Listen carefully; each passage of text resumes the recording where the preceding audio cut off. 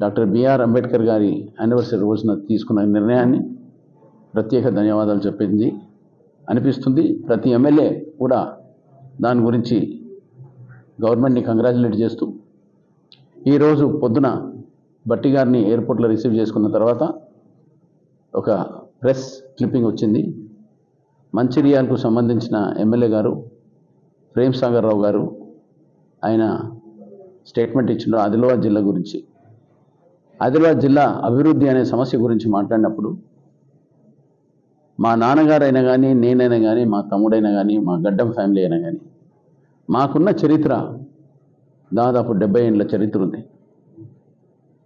స్వర్గీయ ఇందిరాగాంధీ గారు 1977లో తిహార్ జైల్లో ఉన్నప్పుడు మా నాన్నగారు ఎంపీ ఉండి 1977 ఆంధ్రప్రదేశ్లో 41 నుంచి 42 సీట్లు ఆంధ్రప్రదేశ్లో మనం గెలిచిన తర్వాత పెద్దలు వెంకటస్వామి గారు అప్పుడున్న రాజకీయంలో కాంగ్రెస్ పార్టీలా విడిపోయినప్పుడు కాంగ్రెస్ ఐ అనే పేరు వచ్చిన తర్వాత మేడంని కూడా జైల్లోకి వెళ్ళి బయటికి తీసుకొచ్చిన ఘనత పెద్దలు వెంకటస్వామి గారికి దొరికినప్పుడు.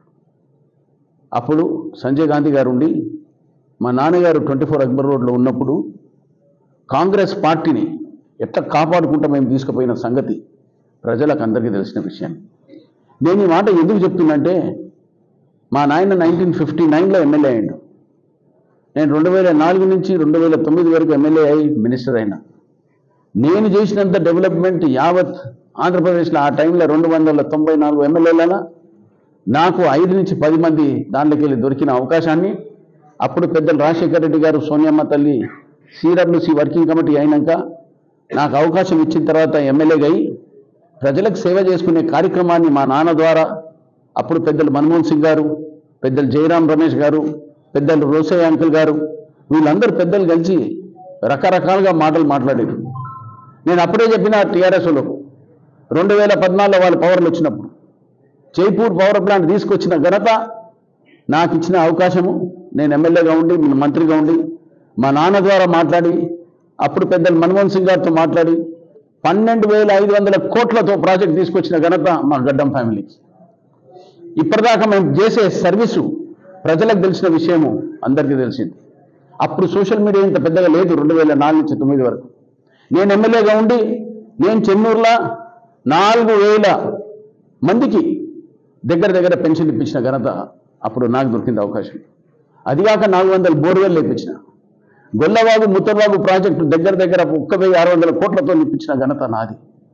అది కూడా కాక ఆదిలాబాద్ జిల్లాలో వడగళ్ల వానలు వచ్చి రైతు సోదరులకు వాళ్ళకున్న పంటలు ఖరాబ్ అయితే పెద్దలు రాజశేఖర రెడ్డి గారితో అప్పుడు మాట్లాడి 1,650 కోట్ల రూపాయలు 24 గంటల్లో డిస్ట్రిబ్యూట్ చేసిన ఘనత మా గడ్డం ఫ్యామిలీకి.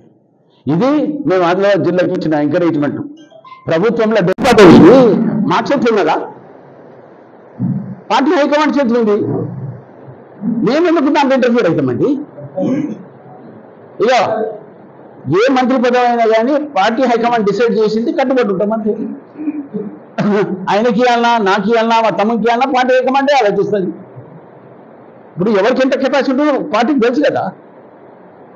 ఆయన దాంట్లో మంత్రి పదవి మేమెందుకు ఇంటర్ఫీర్ అవుతాము? విన్నావా బాబు? దాంట్లో ఇంటర్ఫీరెన్స్ మాది ఏం లేదు. అన్నిటి పార్టీ హైకమాండ్కి ఇచ్చేసేసాం. వాళ్ళు ఏం డిసైడ్ చేసుకుంటారో మేము వీళ్ళకి గొప్ప ఆర్డర్స్ అంతే.